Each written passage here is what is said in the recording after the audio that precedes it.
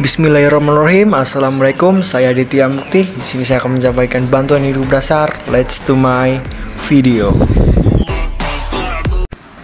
Langkah-langkah bantuan hidup dasar yang bisa menyelamatkan nyawa. Bantuan hidup dasar BHD meliputi 5 siklus resusitasi jantung paru RJP. Satu siklus RJP mencakup 30 kali kompresi dada dan 2 kali bantuan pernapasan pada korban. Berikut langkah-langkah melakukannya. Bantuan hidup dasar BHD atau Basic Life Support merupakan serangkaian pertolongan pertama yang dilakukan untuk membantu siapapun yang mengalami kondisi henti napas dan henti jantung. Bantuan ini tidak hanya dilakukan oleh para petugas medis, namun warga pada umumnya dapat melakukan bantuan hidup dasar dengan cara mempelajari langkah-langkahnya. Tujuan pemberian bantuan hidup dasar. Penyebab seseorang mengalami henti napas dan henti jantung itu beragam, bisa karena kecelakaan, terdesak, serangan jantung, stroke, tersumbatnya jalan nafas, hingga tenggelam. Jika seseorang mengalami kondisi henti napas dan henti jantung tidak segera ditangani, otak dan jantung akan mengalami kerusakan serta kehilangan fungsinya selama 6 menit. Secara garis besar, tindakan pertolongan pertama ini bermanfaat untuk 1. Mencegah pernapasan dan sirkulasi darah berhenti. 2. Memberikan bantuan dari luar terhadap sirkulasi darah dan pernapasan korban henti jantung maupun di nafas melalui resusitasi jantung paru RJP. Langkah-langkah melakukan bantuan hidup dasar ketika berada dalam situasi yang mengharuskan Anda melakukan bantuan hidup dasar. Misalnya, ketika menghadapi korban kecelakaan dan tenggelam, lakukan langkah-langkah berikut ini. 1. Memastikan posisi yang aman. Saat hendak menolong korban menggunakan bantuan hidup dasar, pastikan terlebih dahulu Anda maupun korban berada dalam posisi yang aman.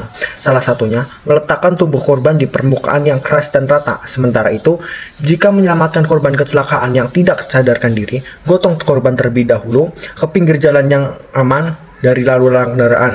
Pada kasus korban yang tersengat aliran listrik, pastikan sumber arus listrik telah dimatikan terlebih dahulu. 2. Memeriksa respon korban.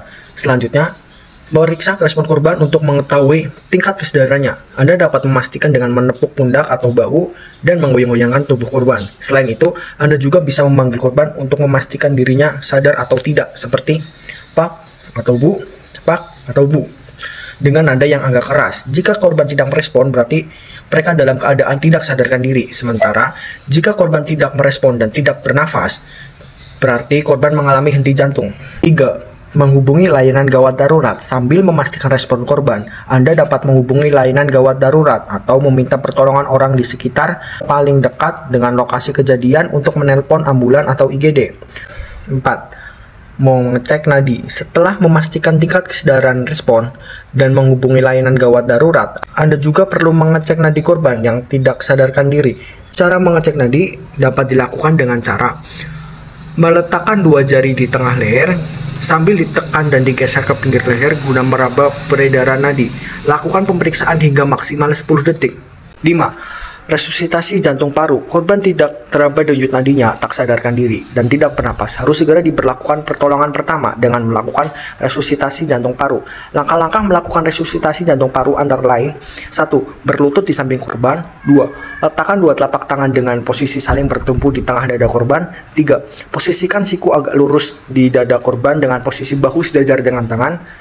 4. Mulai kompresi dada dengan menekan dada korban dalam kedalaman 5 cm dewasa secara cepat, kira-kira 120 kali per menit. Lakukan secara berulang-ulang hingga tenaga medis tiba.